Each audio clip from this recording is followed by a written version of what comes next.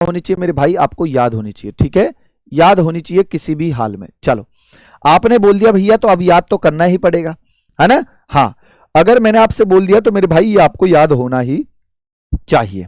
बात समझ रहे हो, ये आपको क्या होना चाहिए मेरे भाई, आपको याद होना ही चाहिए। चलो जी सरकार, आ जाओ भाई साहब, अगर याद कर लोगे ना बिल्कुल मजेदारी आ जाएगी, बिल्कुल मजेदारी। आपने कहा है भैया सच्ची बताओ, हाँ मेरे भाई सच्ची बोल रहा हूं, मजेदारी आ जाएगी, मजेदारी। चलो तो फिर इसको याद करेंगे, फिर यह याद करेंगे, टेंशन क्यों ले रहे हो। आपने कहा तो फिर तो याद करना ही पड़ेगा। चलो इसी तरीके से आपके सामने मेरे भाई, इसी तरीके से मैं आपके सामने इसको बना रहा हूं, जरा देखना सभी के सभी। चलिए आ जाओ, सबसे पहला यहां पर जो इनवर्स ट्रिग्नोमेट्रिक फंक्शन में लेने वाला हूं, जरा ध्यान दीजिएगा। सबसे पहला मैं आपके सामने लिखूंगा बेटा साइन इनवर्स, ठीक है। दूसरा लिखूंगा मेरे बच्चे कितना, कॉस इनवर्स। तीसरा मैं लिखूंगा मेरे भाई कितना, टेन इनवर्स। चौथा लिखूंगा मेरे भाई कितना, कॉट इनवर्स। फिर लिखूंगा मेरे भाई कितना, सेक इनवर्स।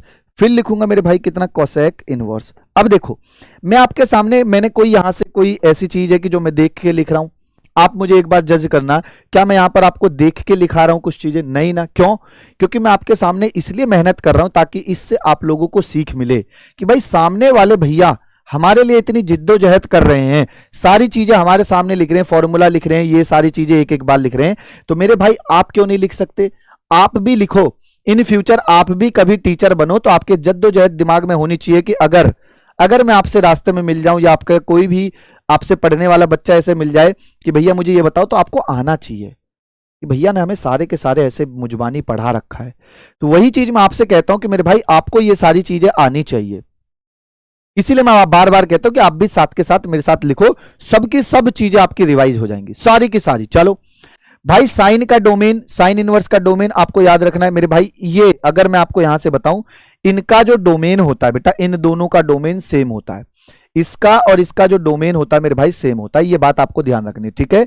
डोमेन सेम होगा -1 से लेकर 1 तक, बंद ब्रैकेट में -1 से लेकर आप कहोगे भैया जी 1 तक, ये बात आपको ध्यान रखनी है। अच्छा मेरे भाई इनका और इनका डोमेन आपको याद रखना है, हमेशा याद रखना कि रियल नंबर होता है। क्या होता है मेरे बच्चे, रियल नंबर, जिसको हम कहते हैं वास्तविक संख्या, ठीक है।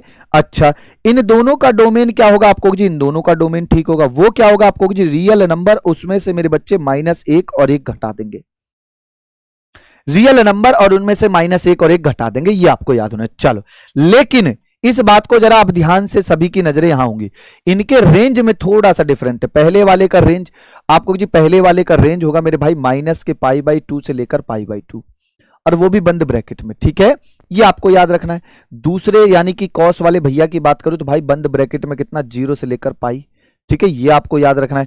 तीसरे वाले भैया किसकी मेरे भाई, 10 की बात करूं तो 10 वाले भैया कहते हैं कि भैया ओपन ब्रैकेट में -π/2 से लेकर +π/2 तक होगा।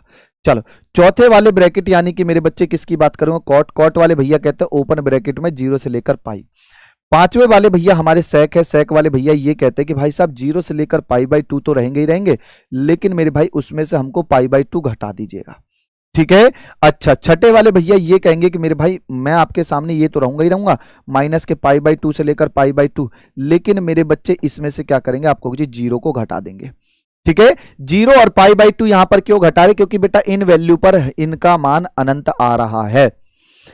यहां पर मैंने π/2 क्यों हटाया, यहां पर मैंने 0 क्यों हटाया, अगर आप बेटा π/2 रखते हो सेक में अनंत बन जाएगा, यहां पर 0 रखोगे कोसेक में अनंत बन जाएगा। तो 0 और π/2 पर ये मान क्या होते बेटा, परिभाषित नहीं होते, इसलिए यहां से मैं इनको घटा रहा हूं, ये बात थोड़ी सी आपको ध्यान रखनी, ठीक है। अब